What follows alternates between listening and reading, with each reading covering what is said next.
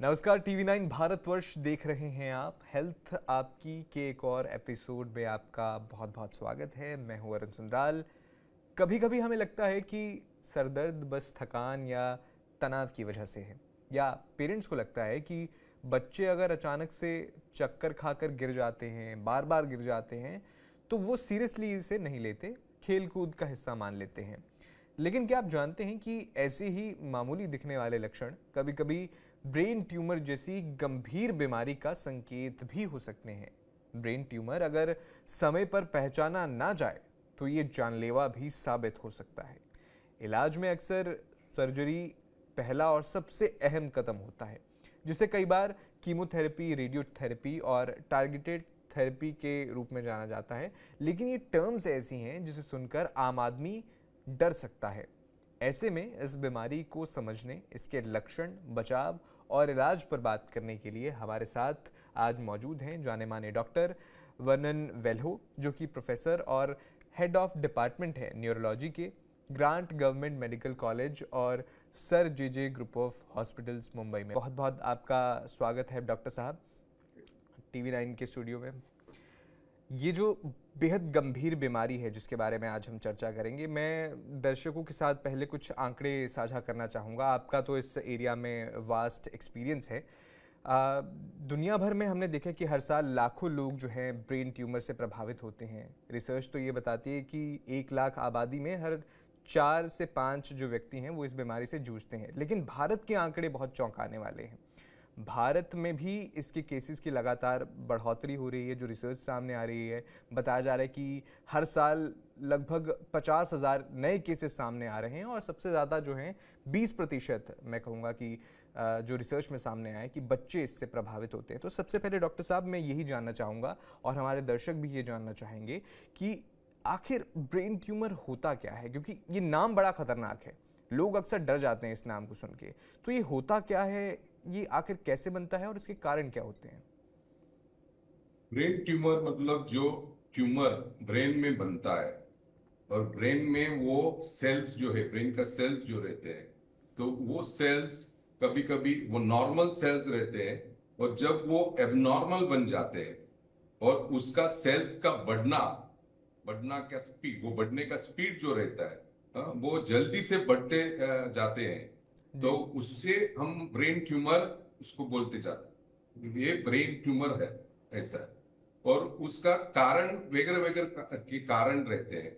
एक तो रहते हैं जीन्स में बदलाव, जो आपके सेल्स के जीन्स है, वो जीन्स में बदलाव होता है, वो म्यूटेशन होता है और इसी वजह से वो सेल्स का जो नॉर्मल सेल पैटर्न जो रहता है वो चेंज होता है और उसकी वजह से वो नॉर्मल से वो एबनॉर्मल सेल्स बनते हैं और ये एबनॉर्मल सेल्स जो है वो धीरे धीरे से बढ़ते बढ़ते जाते हैं और वो एक ऐसा बड़ा स्पेस ऑक्यूपाइंग रीजन जो हम बोलते हैं SOL, वो ब्रेन में बनता है।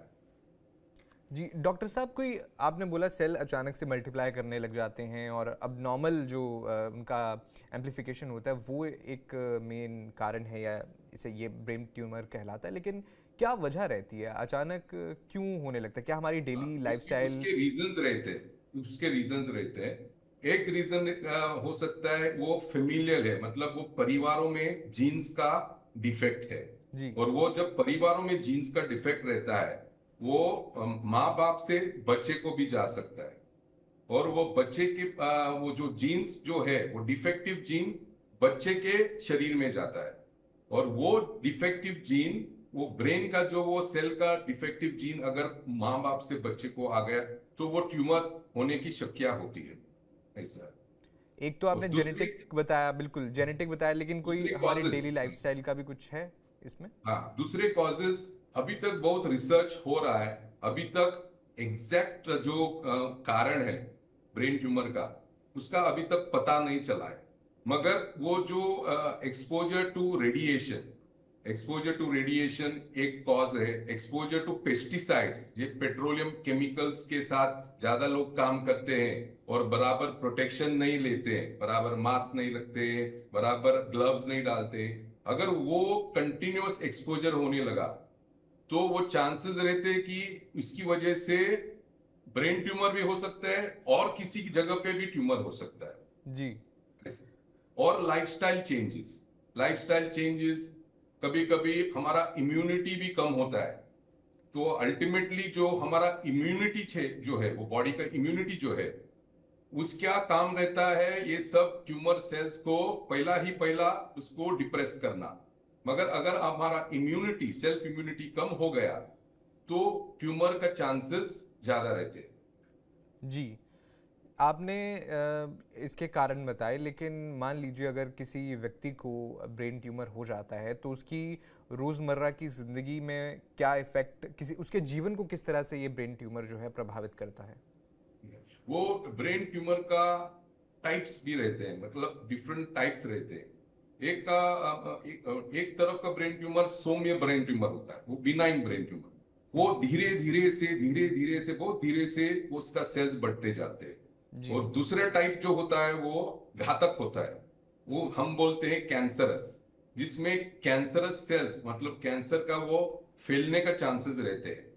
तो ये ट्यूमर जो है वो बहुत जल्दी से बढ़ता है और बहुत जल्दी से पेशेंट को तकलीफ देना लगता है, जैसा सिर दर्द, झटके, हम बोलते हैं कन्वल्शन या मिर्गी या झटके बोलते हैं उसको, और दौर्य भी बोलते हैं। जी। तो ऐसी ब्रेन ट्यूमर वो प्रेशर के कारण से, ब्रेन प्रेशर के डालने के कारण से ऐसे सिम्टम्स उसको हो सकते हैं, लक्षण हो सकते हैं।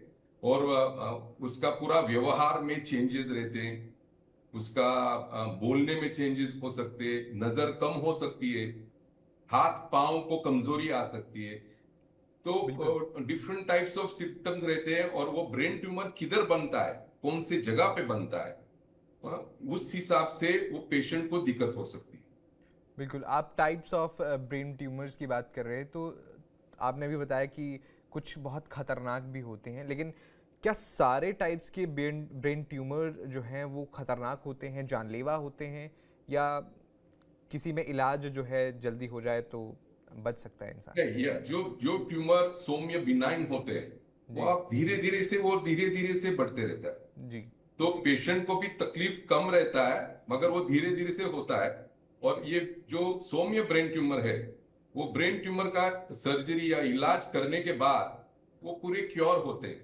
जी। जो ब्रेन ट्यूमर घातक होते हैं, तो उसका वो इलाज अलग होता है। पहला ऑपरेशन होता है, ऑपरेशन के बाद रेडियोथेरेपी लगता है, उसके बाद कीमोथेरेपी भी लग सकता है। तो उसका जो इलाज जो है, उसका प्रोसेस अलग रहता है। मगर जी। जो सौम्य ब्रेन ट्यूमर होते हैं, वो सर्जरी के बाद, निकालने के बाद पेशेंट एकदम ठीक हो सकता है। बिल्कुल। डॉक्टर साहब, इस तरह के मामलों में ब्रेन ट्यूमर के खासकर अगर मैं बात करूं तो इसे जल्दी पहचानना कितना ज़रूरी हो जाता है? और आपने अभी कुछ सिम्टम्स की भी की थी, मैं चाहता हूं कि दर्शकों के साथ थोड़ा एलेबोरेटिव वे में उन सिम्टम्स को बताया जाए और इसे जल्दी पहचानना कितना ज़रूरी हो जाता है। ये बहुत ही आपने अच्छा सवाल पूछा है कि ये जानना जितना जल्दी वो आपको जान आ गया, वो पहचान आ गई, तो जल्दी से आपका इलाज, वो पेशेंट मरीज का इलाज हो सकता है। तो वो बहुत इंपॉर्टेंट है। और कोई कोई भी ऐसे लक्षण होते हैं कि उस पर ध्यान देना पड़ता है। अगर आप सिर दर्द किसी की वजह से भी हो सकता है।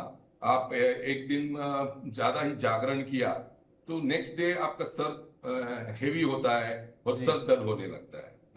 मगर वो सर दर्द वो दूसरा होता है, मगर वो अलग होता है। जब ब्रेन ट्यूमर बनने लगता है, वो सर दर्द वो इतना भारी होता है, मतलब इतना वो कि पेशेंट जो है वो सहन नहीं कर पाता है, और वो सर दर्द, सिर दर्द बढ़ते जाता है। और वो सर दर्द सुबह ज्यादा होता है और उसके बाद उल्टी आती है। अगर सर दर्द है और सर दर्द के बाद उल्टी आती है, उसका मतलब है कि ब्रेन का प्रेशर धीरे धीरे से बढ़ रहा है। तो उस पर ध्यान देना चाहिए। दूसरी बात है, कभी कभी ऐसा झटका आता है, मरीज बेहोश होता है, 5 मिनट के लिए बेहोश होता है और बाद में वापस होश में आता है। तो कभी कभी पूरा हाथ पांव ऐसा कांपने लगते हैं, उसको हम बोलते हैं झटके या दौरे या फिट्स, ऐसा भी हो सकता है।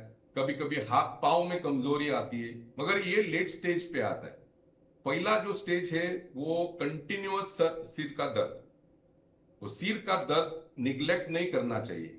अगर ये सिर का दर्द आपको तकलीफ कर रहा है तो तुरंत आपको डॉक्टर के पास जाना चाहिए और जी इलाज करना चाहिए। बिल्कुल, इस पर मेरा ये सवाल ये भी रहेगा क्योंकि देखिए आज का लाइफस्टाइल ही हमारा ऐसा हो गया कि तनाव इतना है।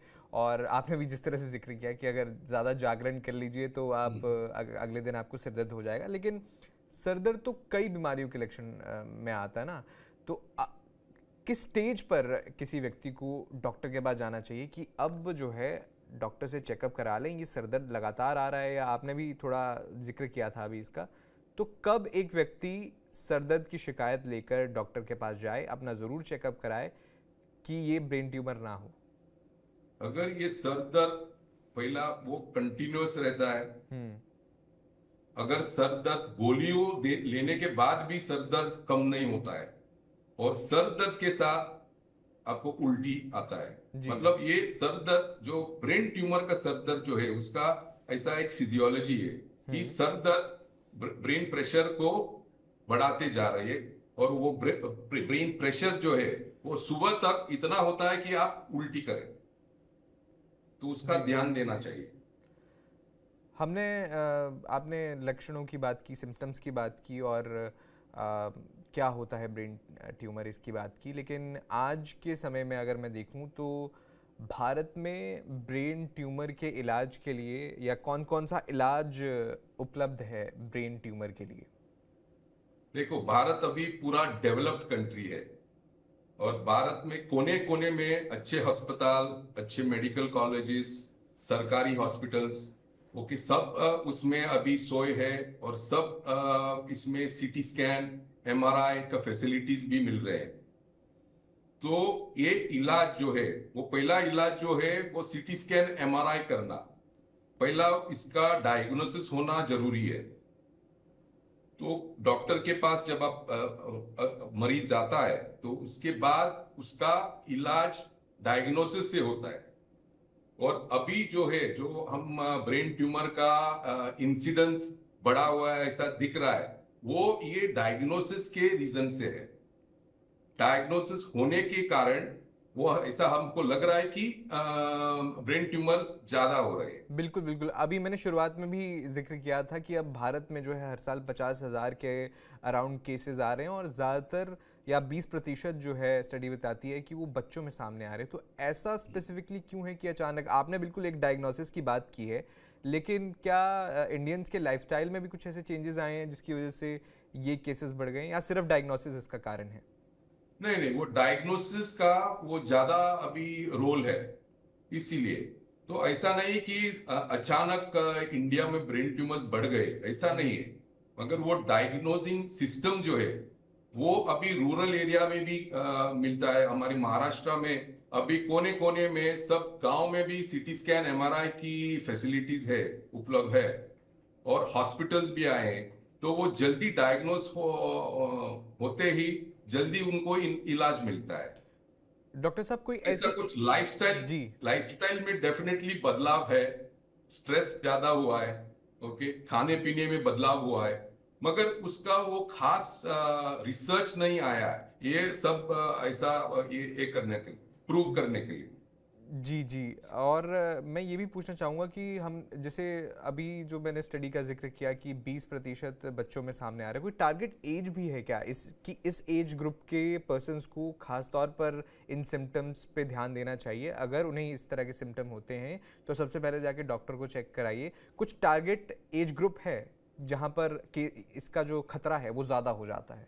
नहीं, बच्चे में क्या होता है, ये जो ट्यूमर बच्चे में ब्रेन ट्यूमर जो बनता है, हम बोलते हैं वो स्टार्टिंग जो होता है वो कंजेनाइटल होता है। मतलब जब बच्चा पैदा होता है उसमें सेल्स का एबनॉर्मलिटी रहती है, और वो पैदा होने के बाद वो सेल्स का एबनॉर्मलिटी जो मैंने बताया, वो काफी वो जीन्स में एबनॉर्मलिटी जो मैंने बताया पहला, उसमें ज्यादा ये है, रोल है बच्चे के ट्यूमर में।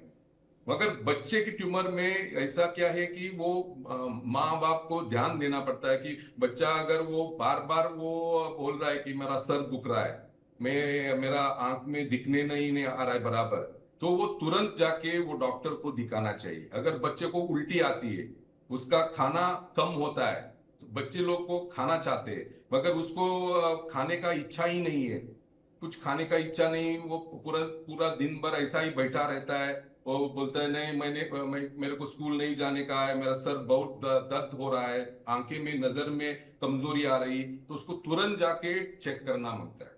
तो वो ध्यान देने का और वो माँ बाप का रिस्पॉन्सिबिलिटी रहता है, फर्ज होता है।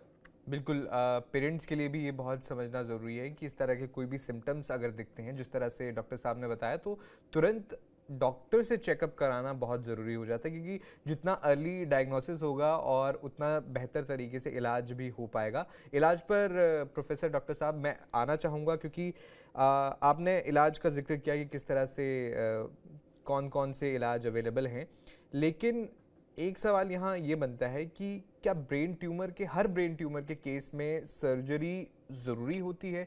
क्या बिना सर्जरी के भी इलाज जो है वो पॉसिबल है? नहीं, सब ब्रेन ट्यूमर्स में सर्जरी नहीं लगती। हम्म।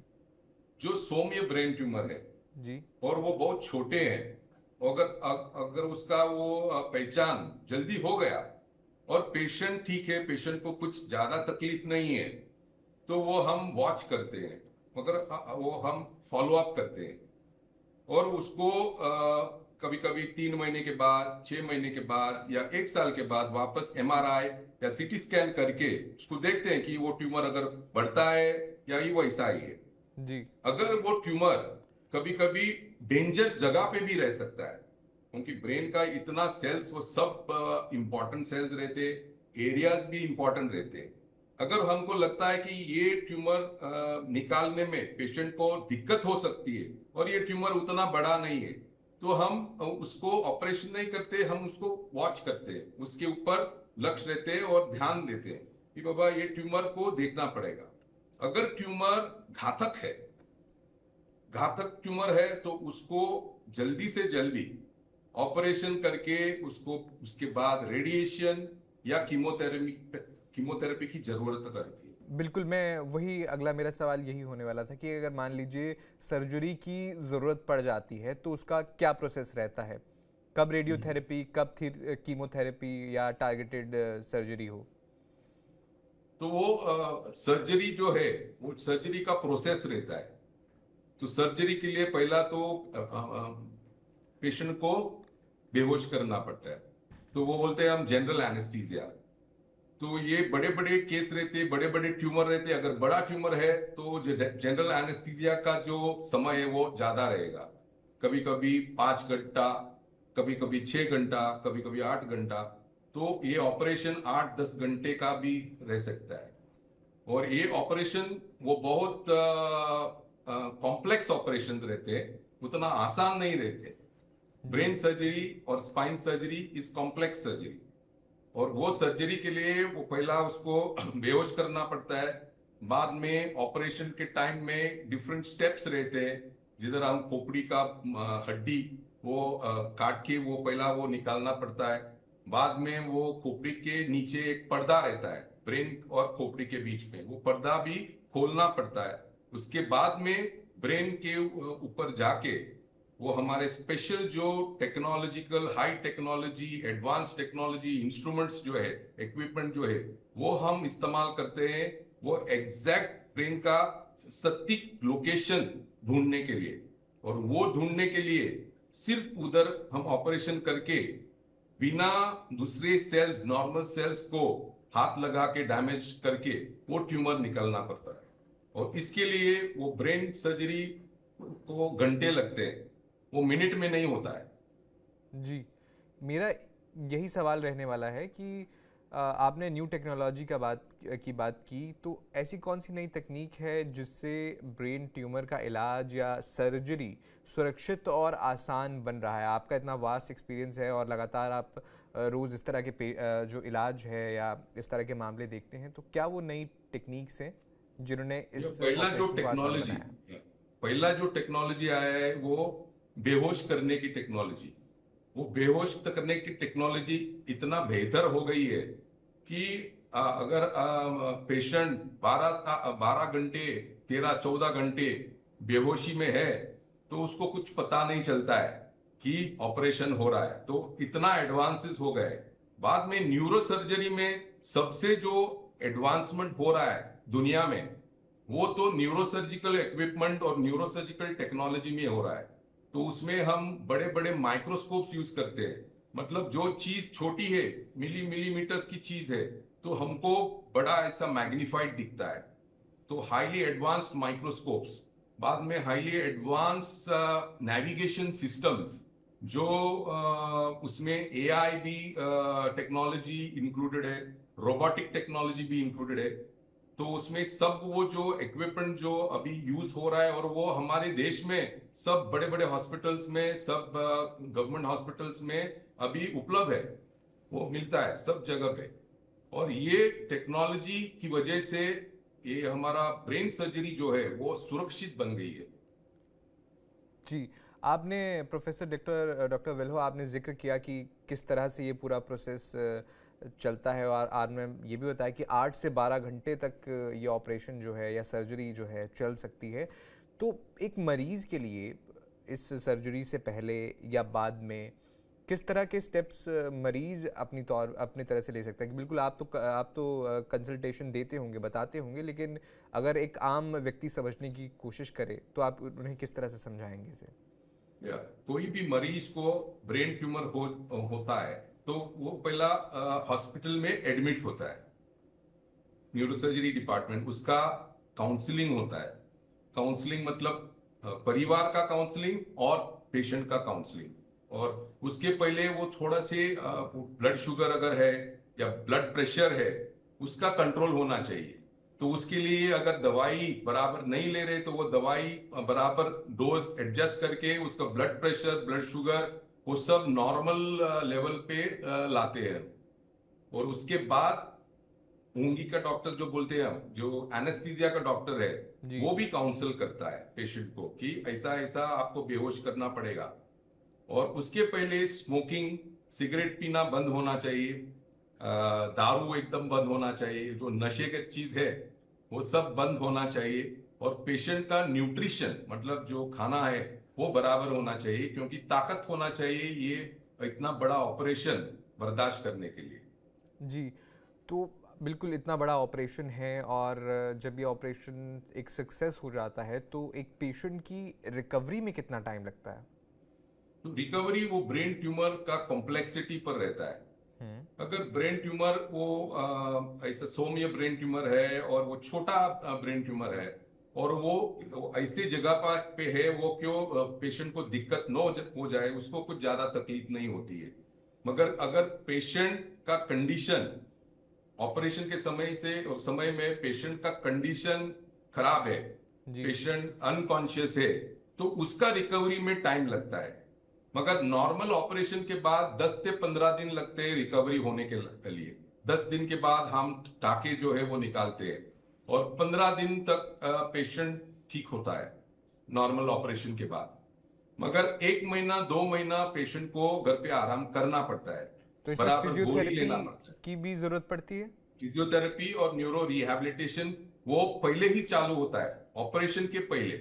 हमारे हॉस्पिटल में फिजियोथेरेपी ऑपरेशन के पहले चालू होता है, और वो बाद में फिजियोथेरेपी कंटिन्यू होता है 2 साल 3 साल तक। तो ये जो ब्रेन ट्यूमर के केसेस हैं, अगर जल्दी डिटेक्ट हो जाएं, उनका डायग्नोसिस जल्दी हो जाए, तो पूरी तरह से ये क्योरेबल हैं? यस, पूरी तरह से क्योरेबल हो सकते हैं। ओके, जितना जल्दी डायग्नोसिस हो जाए, जितना जल्दी आपको इलाज मिल जाए, तो पेशेंट पूरा नॉर्मल हो सकता है। अगर ट्यूमर का पैथोलॉजी, ट्यूमर निकालने के बाद हम टेस्टिंग के लिए भेजते हैं, अगर वो ट्यूमर का पैथोलॉजी घातक आ गया तो उसका प्रोसीजर अलग होता है। उसके बाद में भी हमको फॉलो अप करना, कीमोथेरेपी, रेडियोथेरेपी, टारगेटेड थेरेपी, इसकी जरूरत लगती है। जी। तो इस तरह के जो पेशेंट्स होते हैं, जो रिकवर जिन्होंने कर लिया होता है, उसके बाद वो नॉर्मल लाइफ, सामान्य ज़िंदगी, इलाज से पहले, ट्यूमर से पहले जिस तरह की वो जी रहे थे, वो उसी तरह से जी सकते हैं? हाँ, वो नॉर्मल लाइफ वो जी सकते हैं। ओके, अगर वो सौम्य ट्यूमर है तो, अगर वो एक घातक ट्यूमर है तो घातक ट्यूमर में लाइफ एक्सपेक्टेंसी जो है उस पे थोड़ा इफेक्ट होता है।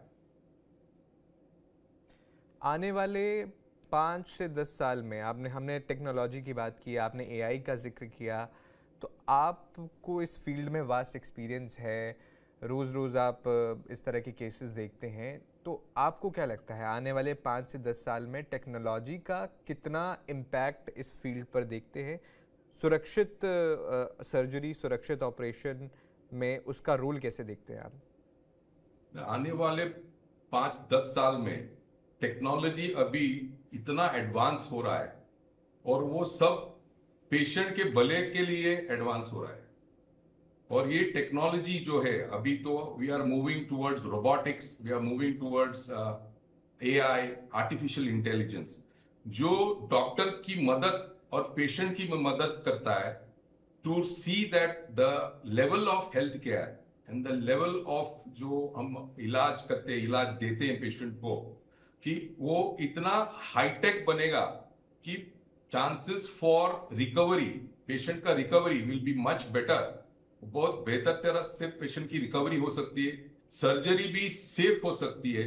और जो मिथ्स थे कि ब्रेन ट्यूमर सर्जरी एकदम डेंजर है, एकदम वो सबके मन में रहता है कि ब्रेन बिल्कुल, ट्यूमर सर्जरी, ये स्पाइन मिथ्स। ट्यूमर सर्जरी जी, एकदम डेंजर है। ओके, वो डेंजर का जो हमको डर है, वो डर कम होते रहा है ये मिथ्स पे भी मैं टेक्नोलॉजी सवाल की वजह पूछने से। वाला था आपसे, क्योंकि एक आम व्यक्ति के लिए ब्रेन ट्यूमर जैसा नाम सुनना ही, रेडियोथेरेपी जैसा नाम सुनना, कीमोथेरेपी जैसा नाम सुनना, बहुत डर जाते हैं लोग जब आप कंसल्ट करते हैं, उनसे आपसे कंसल्ट करते हैं वो। तो किस तरह के मिथ्स आप देखते हैं? जिस तरह से आपने बताया कि उनको लगता है बहुत डेंजरस है, तो और कैसे हाँ, कौन से मिथ्स हैं जो आप आम तौर पर देखते हैं जो दूर होनी चाहिए? हाँ, वो एक जो दो मैं बताया हूं कि ब्रेन ट्यूमर डेंजर है, और एक मिथ जो है वो बोलते हैं कि ब्रेन ट्यूमर हो गया तो कुछ नहीं कर सकते। मतलब कभी कभी वो पेशेंट को कुछ नहीं करते परिवार, तो वो हम्म। मत करो। वो डॉक्टर के पास जाओ, इलाज करवा लो, और इलाज हुआ तो आपका पेशेंट ठीक हो सकता है, अच्छा हो सकता है। तो वो तो ही मेरा कहना है। जी, इसमें पेरेंट्स या फिर जो परिवार वाले हैं उनका सपोर्ट कितना अहम रोल निभाता है? आपने बात की, इससे पहले आप जो है पेशेंट से लगातार बात करते हैं, उनके परिवार वालों से लगातार बात करते हैं, तो परिवार का एक सपोर्ट कितना ज़रूरी यहाँ पे हो जाता है? नहीं, वो परिवार का रोल वो मेन चीज रहता है। परिवार के बिना पेशेंट या मरीज ब्रेन ट्यूमर अगर हो गया तो वो सहन नहीं कर पाएगा, उसको सपोर्ट चाहिए। जी। तो 3 चीजों की सपोर्ट रहती है अगर ब्रेन ट्यूमर हो गया तो। एक तो अच्छा डॉक्टर, अच्छा स्किल्ड सर्जन, दूसरा परिवार का साथ, और एक सही इलाज। सो ये 3 चीजों की बहुत ही जरूरी रहती है। बिल्कुल। तो जो डॉक्टर पे भरोसा और डॉक्टर के साथ फॉलो करना, ऐसा नहीं कि ब्रेन ट्यूमर हो गया, ऑपरेशन हो गया और बाद में आप फॉलो अप भूल सकते हैं। नहीं, वो जीवन भर आपको डॉक्टर के पास जाना पड़ेगा, फॉलो अप करना पड़ेगा। अगर लगा तो कभी कभी follow up CT scan, follow up MRI. तो हमारे पेशेंट जो है 25 साल से फॉलो अप करते हैं, रेगुलर फॉलो अप रहता है और रेगुलर विजिट्स रहते हैं। और अगर अच्छा भी हो जाए, ऐसा नहीं कि वो भूल जाए पेशेंट, वो डॉक्टर के पास जाना जरूरी है, फॉलो अप करना जरूरी है। बिल्कुल। प्रोफेसर डॉक्टर वेल्हो, आप इतने लंबे समय से पेशेंट्स को देख रहे हैं, जब एक पेशेंट आपसे ये पूछता है कि डॉक्टर साहब क्या मैं ठीक हो जाऊंगा, तो इस सवाल का जवाब आप किस तरह से देते हैं? कैसे उनकी हिम्मत बढ़ाते हैं? ठीक हो जाऊंगा, वो एक दो रिस्पॉन्सिबिलिटी होते हैं। एक का पेशेंट का भी रिस्पॉन्सिबिलिटी होता है और डॉक्टर का रिस्पॉन्सिबिलिटी। और वो जो ट्रस्ट एंड फेथ रहता है डॉक्टर और पेशेंट में, अगर वो पेशेंट का ट्यूमर जो है वो सौम्य होता है, वो जरूर ठीक हो जाएगा ऑपरेशन के बाद। जी। ऑपरेशन, हर ऑपरेशन में रिस्क रहता है। वो 5 to 10% रिस्क रहता है because of the technical skills complexity of the surgery.